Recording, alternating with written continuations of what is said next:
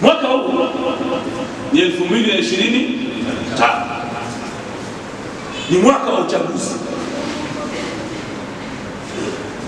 Nyote mna vyama au baadhi yenu,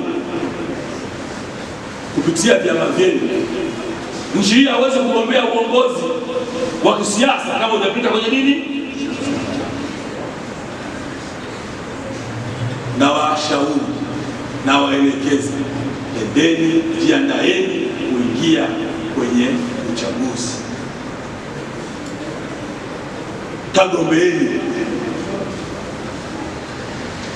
kwa chama chochote. Ukiona hichi ndo sahihi, kinanigusha pale, nenda. Wewe ni Mtanzania. Hizi nafasi za udiwani, ubunge sio za watu fulani, hazina watu maalumu.